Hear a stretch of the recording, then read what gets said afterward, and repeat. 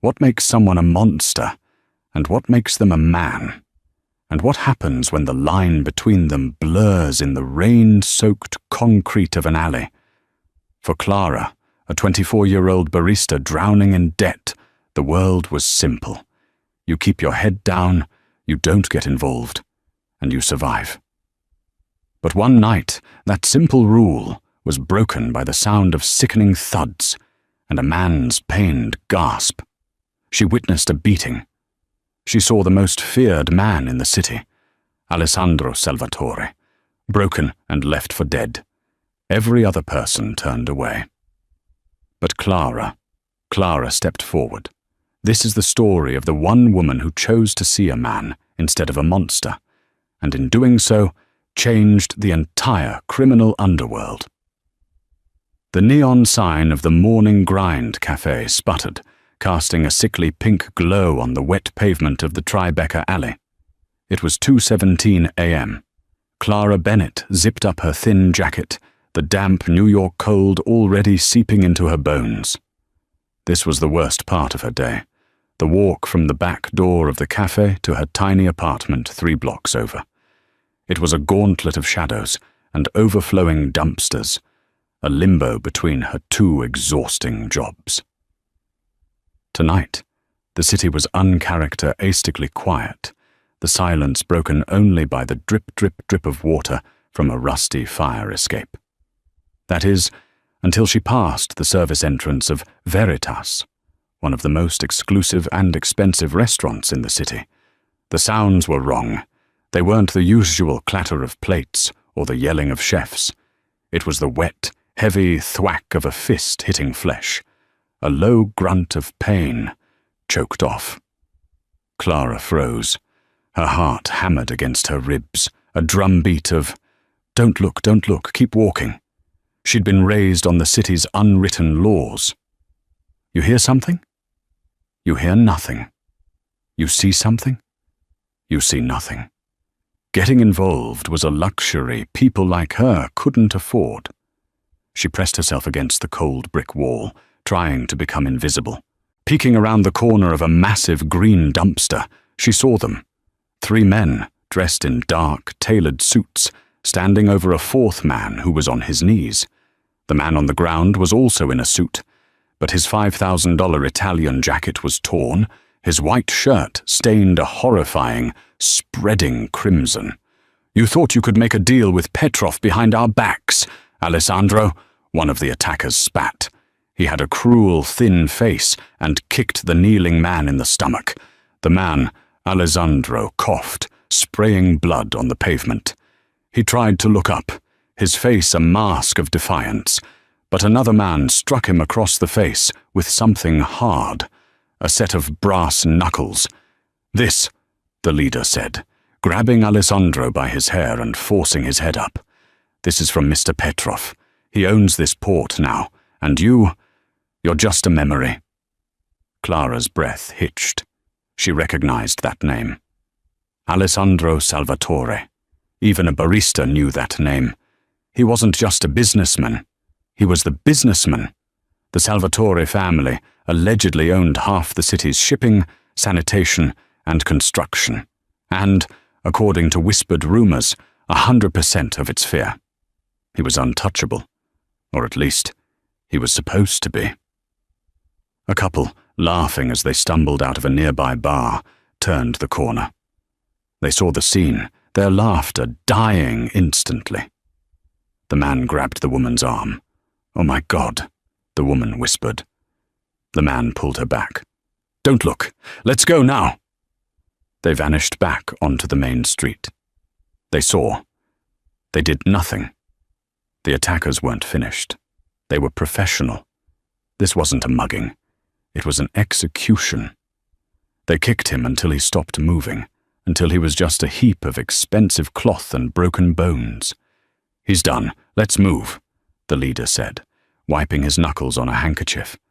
They melted back into the shadows, disappearing into a black sedan that idled silently at the end of the alley. Silence returned, heavier this time, broken only by the rain and the faint, ragged breathing of the man on the ground. Clara was shaking so hard she could barely stand. "Walk away, Clara. Walk away. This is not your business. He's a monster. He's a criminal. Let the monsters eat each other." She tried to move her feet. She willed them to take her home, to her lumpy mattress and the pile of final notice bills on her counter. But they wouldn't budge. She thought of her mother in the hospital bed, her breathing just as shallow and ragged in those final days. She remembered the doctors walking away the moment they decided she wasn't worth the fight anymore. No one deserves to die alone in the gutter. "Damn it," she whispered, the word a puff of steam in the cold air. Her feet moved, but not toward home. They moved toward the shadow crumpled by the dumpster. She dropped to her knees beside him, her cheap bag spilling onto the grimy concrete. "Hey," she whispered, her voice trembling. "Hey, can you hear me?" He was unconscious, his face already swelling, a deep gash bleeding profusely from his temple. He was drowning in his own blood. The old training kicked in. Clara hadn't just been a barista her whole life. She'd been 2 semesters shy of a nursing degree before her mother got sick, and the tuition money evaporated into a mountain of medical debt. "Okay," she whispered, more to herself than to him. "Okay, first things first." Her hands, usually shaking as she handed off lattes, were suddenly steady. She ripped off her own scarf and wadded it, pressing it hard against the gash on his temple. "Pressure," she muttered. "Gotta stop the bleeding." She gently rolled him onto his side, into the recovery position, clearing his airway. His breathing immediately became less of a gurgle. He was alive. For now. She fumbled for her phone, her fingers slick with a blood that wasn't hers. She dialed 911. "911, what is your emergency?" "There's a man," Clara said, her voice a high-pitched, anonymous squeak. "He's been beaten. Badly. In the alley behind Veritas in Tribeca. He needs an ambulance. Now." "Ma'am, what's your name?" Clara hung up. She knew she should run. The sirens would come, and they would ask questions she couldn't answer. But she looked down at the man. Alessandro Salvatore. The boogeyman of the 5 boroughs. His hand, which probably signed death warrants, was lying palm up, open and vulnerable. She couldn't leave him. Not yet. She kept pressing the scarf to his head. "Stay with me," she whispered to the unconscious man. "You're a bastard, I'm sure. But you're not dying tonight. Not here." In that moment, his eyelids flickered. His dark eyes, unfocused and glazed with pain, found hers. He saw her. Just for a second, he saw a young woman with terrified brown eyes and a cheap jacket kneeling over him like some kind of gutter angel.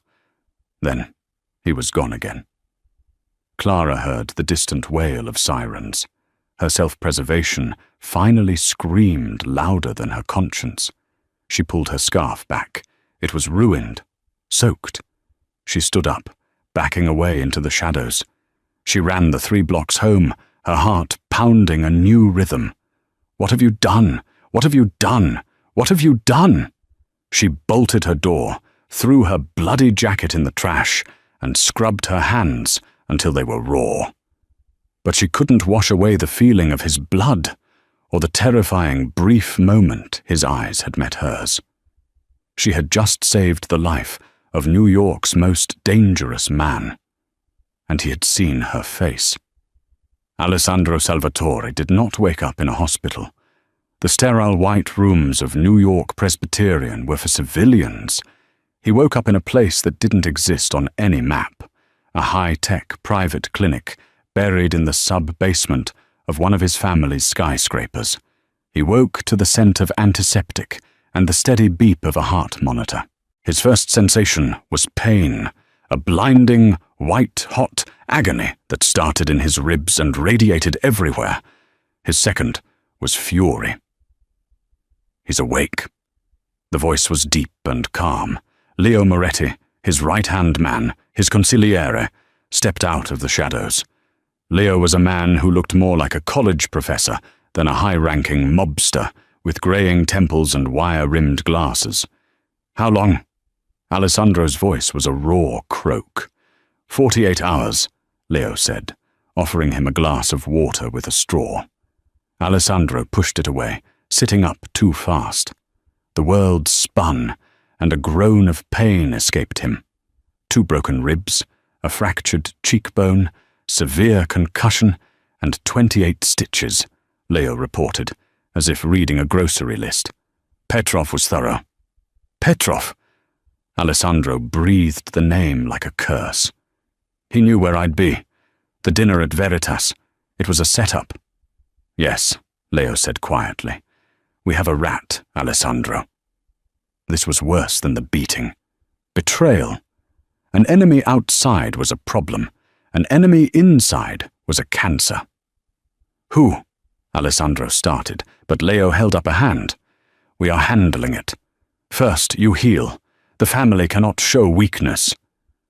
Alessandro stared at the pristine white ceiling. Weakness. He had been weak, left in an alley like common trash. The police? An anonymous 911 call. By the time our of-duty guys responded to the dispatch, the real ambulance was 10 minutes out. Our team collected you. The scene was clean by the time NYPD arrived. As far as the world knows, you are in Europe on business. Alessandro nodded. Leo was perfect, but something was itching at the edge of his memory, a fragment from the darkness. There was someone else, he whispered. After they left. Before your men. Leo's expression tightened.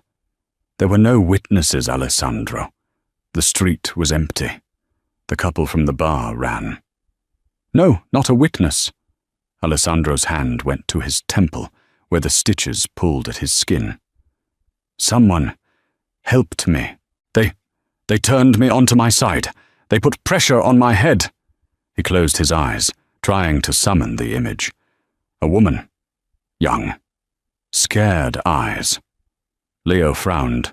Sir, you had a major concussion. You were likely hallucinating. Was I? Alessandro opened his hand, clutched in his palm, stuck there by his own drying blood, was a small, round object.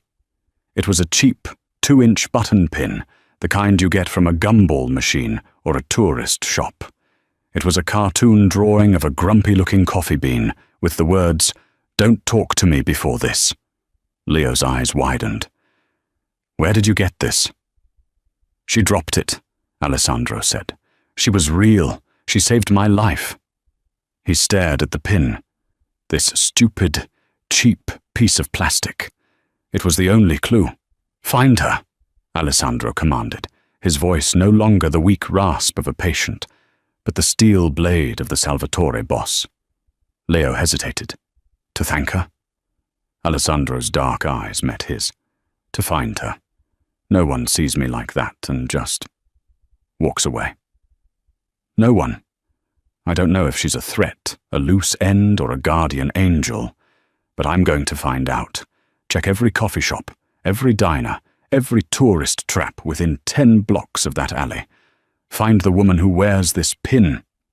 And when we do, you bring her to me, unharmed. Alessandro's grip tightened, the edges of the pin digging into his palm.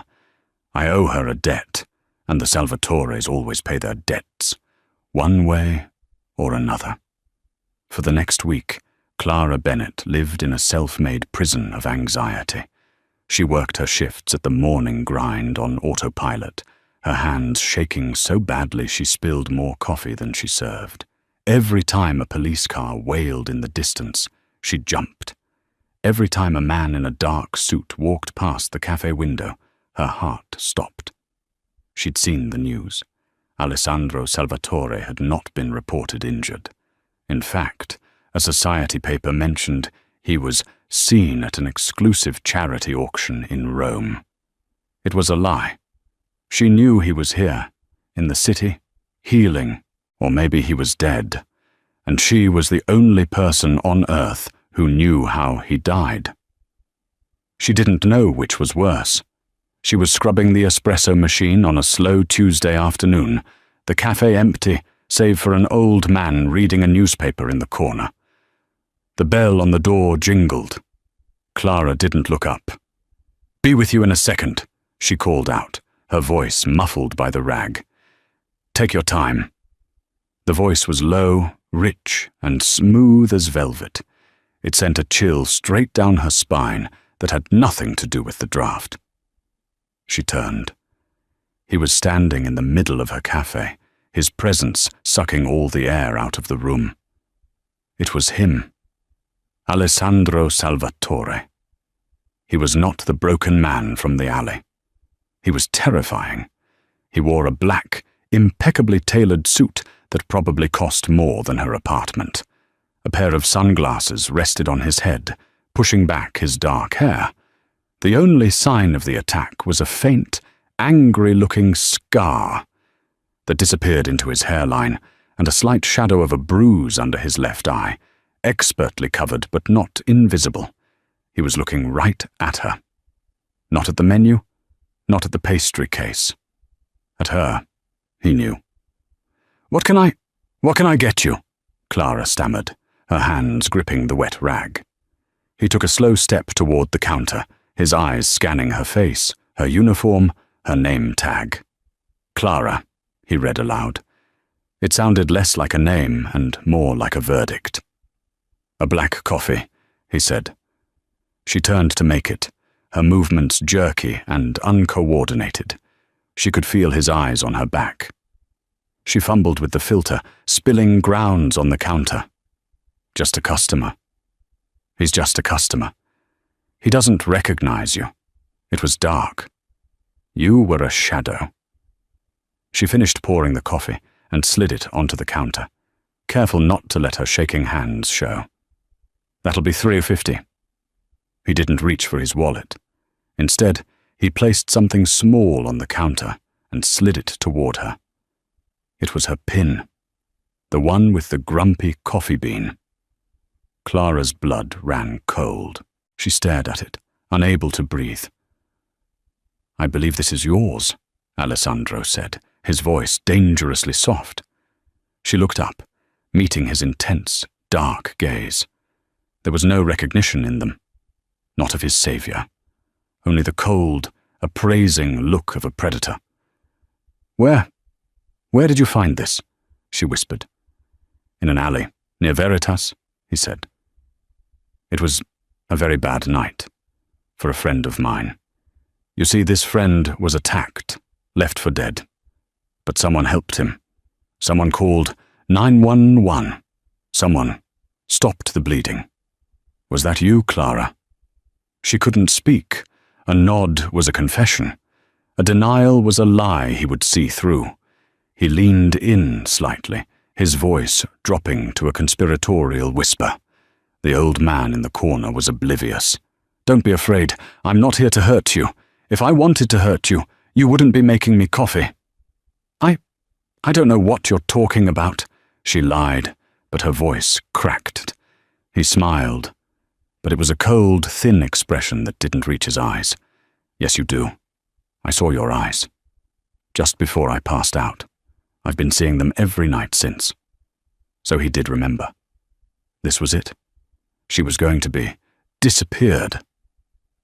I should have just walked away," she said, tears welling up in her eyes out of sheer terror.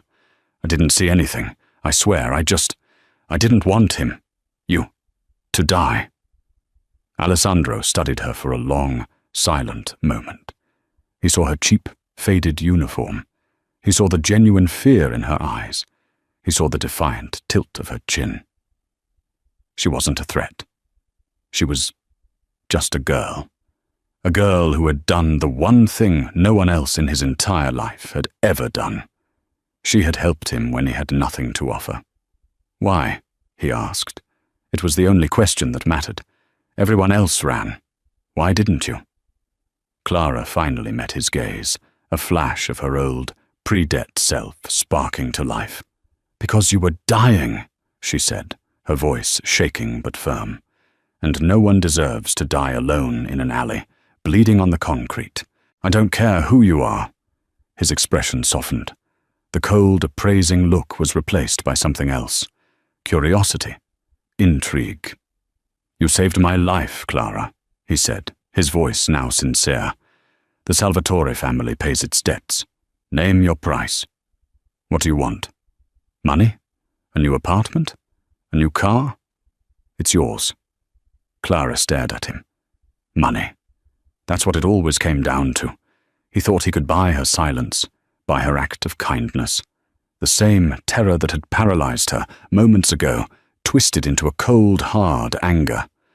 I don't want your money, she spat, pushing the pin back toward him. I didn't do it for a reward. I did it because it was the right thing to do. Now please, just take your coffee and leave. I don't want any trouble. Alessandro Salvatore, a man who could buy and sell entire city blocks, a man who had never been told no by anyone who mattered, was stunned into silence. He had expected a scavenger. He had found something else entirely. He pushed the pin back to her. Keep it. A reminder. Of what? That you're a bad liar, he said, and that you're in my debt. I'm in your debt? She scoffed, emboldened by disbelief. I saved your life. No, he said, picking up his coffee. You did. Which means I owe you. And in my world, Clara, owing someone is a liability. I don't like liabilities, but you refusing payment, that makes you one. He took a sip of the coffee. It's burnt. He placed a $100 bill on the counter. I will find a way to repay this debt, whether you like it or not. He turned and walked out, the bell jingling his departure. Clara sank onto a stool, her legs giving out. She had just survived a conversation with Alessandro Salvatore, but as she looked at the $100 bill and the stupid little pin, she had a terrible, sinking feeling that her life had just been saved. And also, just been ruined. A week passed. Then 2. Clara's life almost returned to normal, if normal meant living with a coiled knot of dread in her stomach. Every black car that slowed down, every man in a suit who glanced her way, she assumed it was him. But Alessandro Salvatore did not return to the cafe. She started to hope, tentatively, that he had meant what he said, that he'd accepted her refusal and left her alone. Then the envelope arrived. It wasn't mailed. It was slipped under her apartment door, a thick, cream-colored envelope with no return address. Her name, Clara Bennett, was written on the front in elegant, sharp calligraphy. Inside, there was no letter. There was only a single cashier's check. It was for $150,000. In the memo line, a single word was written. Paid. Clara's hands shook. This was more money than she had ever seen. It was enough for everything. It was enough to pay off the mountain of medical debt her mother had left behind, the debt that kept her chained to 2 jobs and a life she hated. But it felt dirty. It felt like blood money. She was furious. He had invaded her life, her cafe, and now her home. He had taken her one selfless act and put a price tag on it. She didn't know how, but she had to give it back. She couldn't go to his business. She didn't even know where it was. But she knew where he'd been that night. Veritas. That evening, she put the check in her pocket, put on her best and only coat, and walked to the restaurant. She didn't have a reservation. She stood outside, by the service alley, that alley, waiting. She didn't know what she was doing. She just knew she couldn't keep the money. After an hour in the cold, a black sedan, so dark it seemed to drink the light, pulled up to the curb. Leo Moretti, the man with the professor's glasses, got out of the passenger side. He opened the back door. Alessandro Salvatore emerged. He was dressed for dinner, a dark grey suit and a silver tie. He looked every inch the powerful CEO the papers claimed he was. He saw her immediately. He didn't look surprised.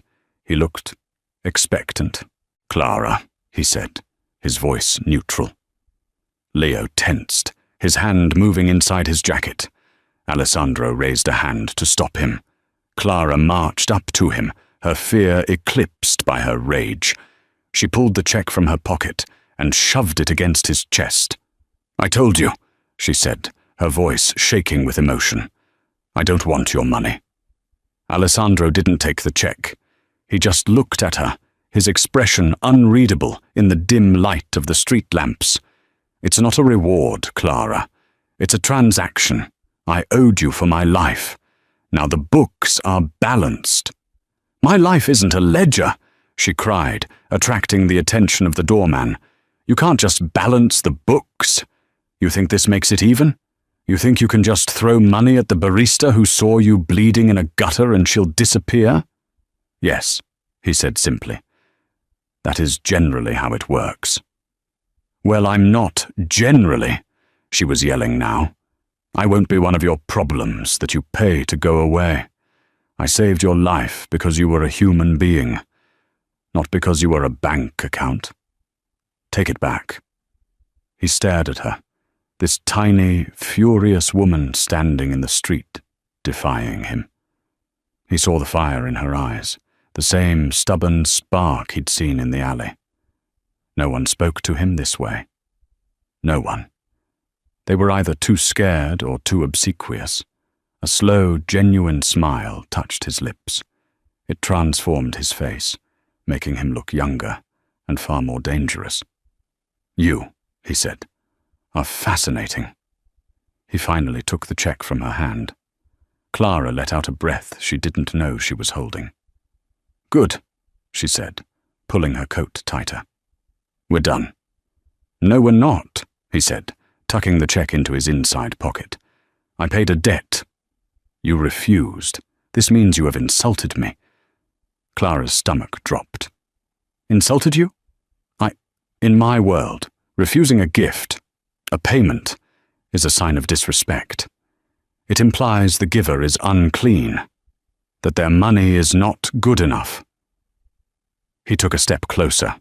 She could smell his cologne, something dark and expensive, like sandalwood and spice. "So now you owe me." That's ridiculous. That's insane." "That's business," he countered. "You've created a new debt, an insult, and you will have to repay it." "How?" she whispered, terrified again. "Have dinner with me." Clara blinked. Of all the things she expected, a threat, a warning, a dismissal, this was not it. "What?" "You've insulted me," he repeated, a flicker of amusement in his eyes. "You must make amends. Have dinner with me. Here. Tonight." I can't. I'm not dressed. I don't have a reservation." "You're with me?" he said, as if that explained everything. And, in this world, it did. "You don't need a reservation." He offered her his arm. Clara looked at his extended arm. It was a lifeline and a noose, all in one. She looked at the restaurant, a symbol of a world she would never belong to. And she looked at him, the most dangerous man she'd ever met. If she said no, what would happen? He had her address. He knew her name. He had just demonstrated he could find out her most private financial details. She was already in his world. She had stepped into it the moment she knelt in that alley. Running was no longer an option. "One dinner," she said, her voice small. "To clear this insult, and then you leave me alone. For good." "We'll see," he said. Trembling, Clara Bennett took the arm of Alessandro Salvatore. The doorman, who hadn't even looked at her moments before, scrambled to open the door, bowing his head. "Good evening, Mr. Salvatore. Your table is ready?" As she walked into the warm, golden light of the restaurant, leaving the cold alley behind, Clara felt the soft, velvet-lined steel of the trap snap shut around her. She was in the lion's den. But she hadn't been dragged. She had walked in. The dinner was a surreal experience. Clara, in her $30 coat and worn-out boots, sat across from Alessandro Salvatore in a private alcove at Veritas. Waiters, who looked like they moonlighted as assassins, treated her like royalty. They never made eye contact with her, only with Alessandro. "You're not eating," he observed, gesturing to her untouched plate of seared scallops. "I don't have much of an appetite," Clara said, her hands knotted in her lap. "You're afraid of me," he stated. It wasn't a question. "Shouldn't I be?" "Yes," he said honestly, "but not for the reasons you think. I will not harm you, Clara. You have my word. And my word is the only currency that matters." He was different than she'd expected.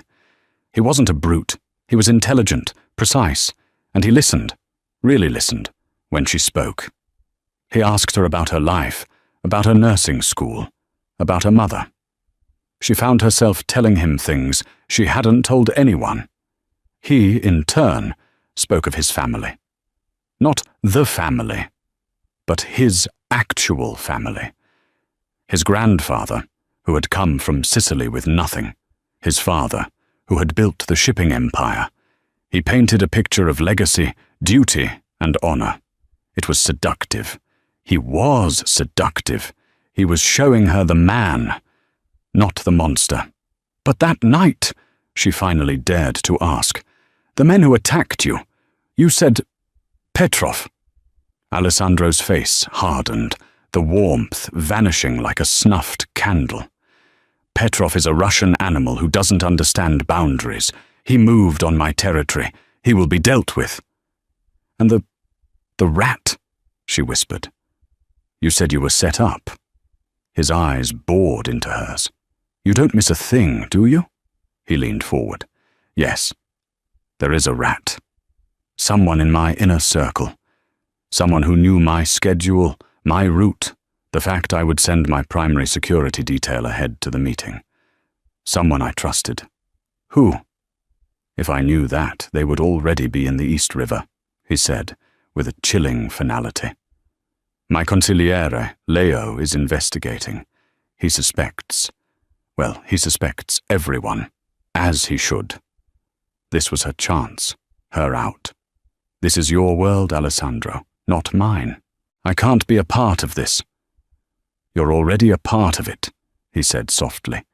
"You saved my life, and you've had dinner with me. In my world, that makes you mine to protect, whether you like it or not. I don't need your protection, don't you?" he countered.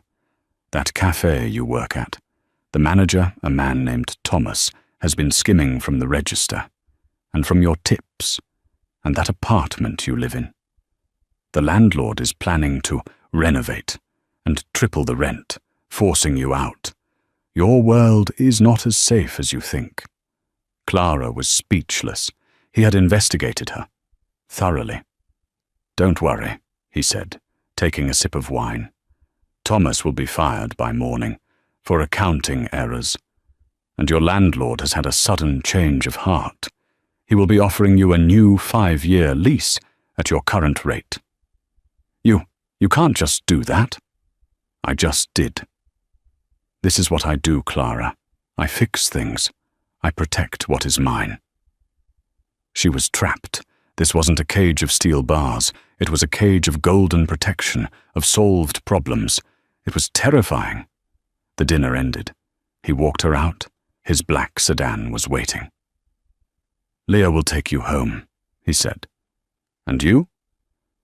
"I have a meeting about the rat." He was about to get in a separate car when a man rushed out of the restaurant. He was balding, sweating, and carrying a briefcase. He looked like an accountant. "Mr. Salvatore, sir," he called out, skidding to a halt. "The quarterly reports. You forgot them. Leo asked me to—" Alessandro held up a hand, silencing him. "Riccardo, calm yourself. You're jumpy." "Yes, sir. Of course, sir. It's just, with the Petrov situation, everyone's on edge. Ricardo handed the briefcase to Leo, and in that moment, Clara saw it. It wasn't Ricardo. It was the man he was with. A tall, gaunt man in a dark suit had followed Ricardo out and was standing just inside the restaurant's doorway, trying to look inconspicuous. He had a long, jagged scar running down his left cheek, from his eye to his jaw. Clara gasped. Alessandro turned to her. "What is it?" "Him," she whispered, nodding toward the man in the doorway. "The scar. I've seen him before." Alessandro and Leo both went rigid. "Where?"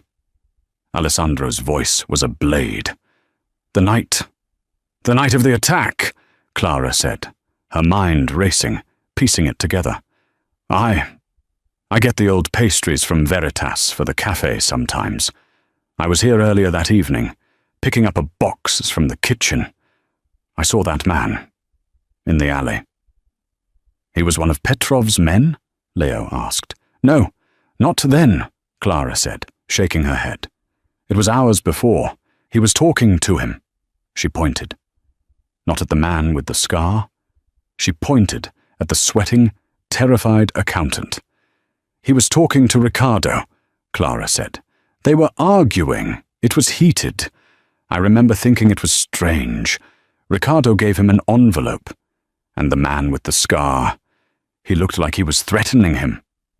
Silence. The entire street seemed to fall silent. Ricardo's face went white. He looked from Clara to Alessandro to the man in the doorway, who now realized he'd been made. Alessandro's face was carved from ice. He looked at his accountant, a man who had been with his family for 20 years. Ricardo. Ricardo dropped his briefcase. He turned and sprinted down the street. "Leo," Alessandro said quietly. Leo didn't hesitate. He was moving before Ricardo had taken a third step, tackling him to the pavement. The man with the scar tried to pull a weapon, but Alessandro was already on him, disarming him with a brutal, practiced efficiency that left the man breathless and clutching a broken wrist. It was over in 10 seconds.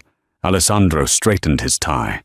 He looked down at Ricardo, who was weeping on the sidewalk, pinned by Leo. "So," Alessandro said, his voice terrifyingly calm. "The rat." He turned and looked at Clara. She was pale, shaking, but she was holding his gaze. She hadn't screamed. She hadn't run. He realized with a sudden, startling clarity that she hadn't just saved his life. She had just saved his family. "Get in the car, Clara," he said. It wasn't a request. "Leo, bring Ricardo. We're going for a drive. And you," he snarled at the scarred man, "are going to tell me everything."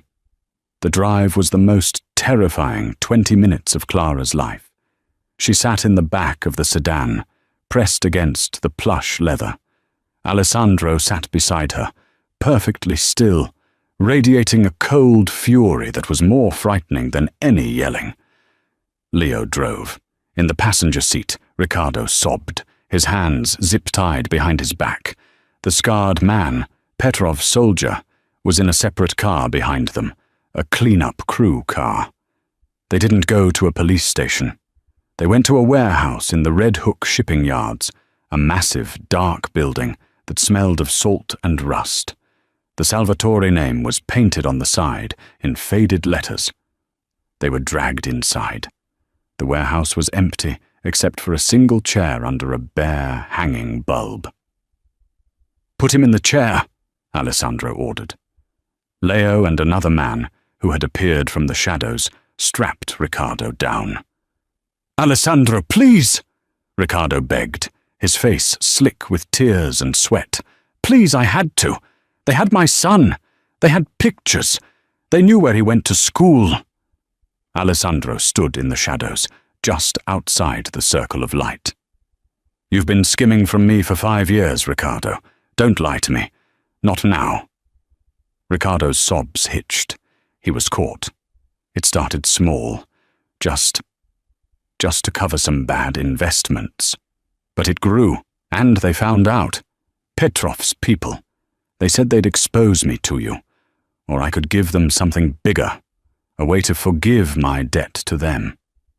So you gave them me, Alessandro said, his voice flat. They were just supposed to rough you up, to scare you. Not that. I swear. You set me up to be murdered, Alessandro corrected him, and you let me hunt for a rat, pointing fingers at my most loyal men, while you sat in your office, counting my money. I'm sorry. Boss, please. Alessandro stepped into the light. His face was a mask of cold judgment. I am not a forgiving man, Ricardo. Clara, who had been shrinking by the door, couldn't stay silent. Alessandro, stop. He's pathetic. He's not a threat anymore. Let him go. Just let him go. Alessandro turned to her, his eyes unreadable. This is my world, Clara.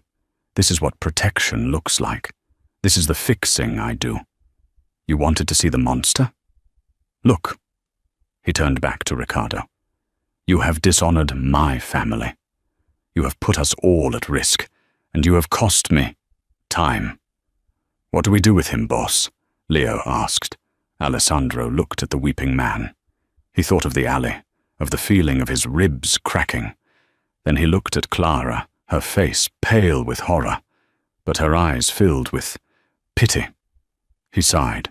The rage was still there, a hot coil in his gut, but her presence changed its chemical composition. You're a disgrace, Ricardo, Alessandro said, not a martyr. Leo, book him a one-way ticket to Argentina. Put him on a cargo ship tonight. He will leave with the clothes on his back, and he will never, ever set foot on this continent again. If I hear his name, if I see his face, I will finish this. Do you understand? Ricardo nodded, hyperventilating with relief. Yes. Thank you. Thank you, boss. Don't thank me, Alessandro cut him off.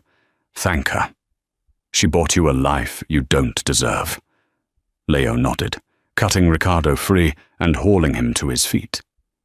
And Petrov's man? He, Alessandro said, his voice turning to gravel, will be our messenger. He's going to go back to Petrov and tell him exactly what happened. He's going to tell him that I know, and that I'm coming. An hour later, Alessandro walked Clara back to the car. The warehouse was quiet again. The problems had been handled. You should have been disgusted, he said, as the car started to move, leaving the dark docks behind. You should have run screaming. Clara was quiet for a long time, watching the city lights blur past the window. I was disgusted, she said, her voice barely a whisper. And I am terrified, but you let him go. Exile is not forgiveness, he said. It's not a bullet in the head, she countered. She turned to look at him. You showed mercy. Don't call it that, he snapped. It was a tactical decision. He's more useful as a ghost in South America than as a body in the harbor. It sends a different kind of message. Clara shook her head. You're lying. You did it for me. You didn't want me to see you do that. Alessandro didn't answer. He just stared out the window. They drove in silence, the chasm between their two worlds wider than ever, but at the same time, a strange, terrifying bridge was being built across it. When they reached her apartment, he got out and walked her to the door. The broken lock from his investigation had been replaced with a heavy-duty steel one. You're safe now, he said. The rat is gone, and Petrov will be too busy watching his back to worry about a barista. So this is it? She. The debt is paid? You'll leave me alone now? The words, which she had longed to hear, now tasted like ash in her mouth. Alessandro looked down at her. He saw the woman who had saved him, the woman who had unmasked his traitor, and the woman who had, in the span of a few hours, seen the very worst of him, and was still standing there. He reached out, his hand hesitating before his fingers gently brushed her cheek. It was the first time he had touched her with anything other than polite formality. His touch was warm. "I can't," he whispered. You promised," she breathed. "I promised you dinner. I promised to repay my debt," he said, his eyes intense. "But I can't leave you alone, because, Clara, in all my life, you are the only person who has ever seen me. The real me. The one bleeding was the alley, and the one in the warehouse. And you're still here. I don't know what you want from me, Alessandro. I want you to be safe," he said. "But more than that, I just want you. I'm not a good man, Clara. I am everything you should run from. But I think you might be the only good thing I've ever found." He leaned in, his intent clear. This wasn't a request. It was a confession. "Tell me to go, Clara," he whispered, his lips an inch from hers. "Tell me to walk away, and I will. This is your last chance. Because if you don't, I will never let you go." Clara's heart was hammering. Her mind screamed, "Run." This was a killer. This was a monster. This was a life of darkness and fear. But she looked into his eyes, and she saw the man from the alley, the man she had refused to let die alone. She didn't tell him to go. She rose on her toes, and she kissed him. It was not a gentle kiss. It was desperate, and full of fear, and anger, and a terrifying, undeniable passion. It was the collision of two worlds. It was the acceptance of a fate she had sealed the moment she stepped forward.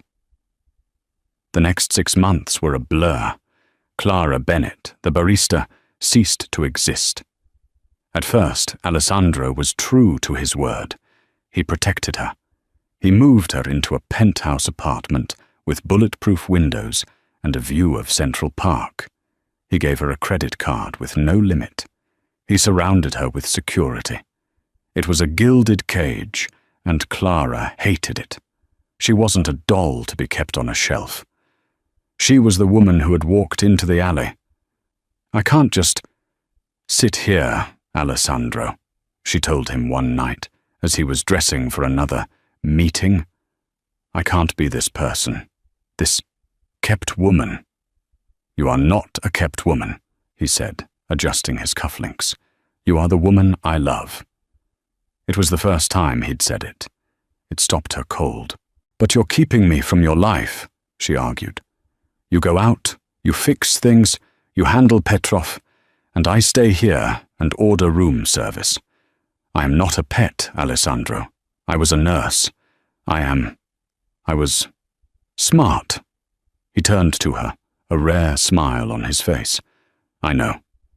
You were smart enough to find the rat my entire organization missed." He walked over to her, taking her hands. "I have been fighting this, trying to keep you separate, trying to keep your light from my darkness. But you're right. It's not working. You're not meant to be hidden. You're meant to be seen."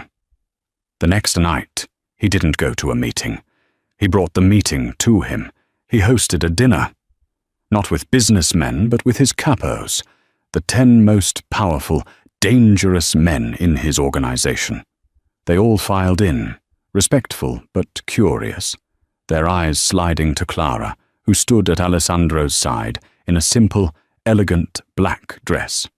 "Gentlemen," Alessandro said, raising a glass of wine, "you all know what happened 6 months ago. You know I was betrayed.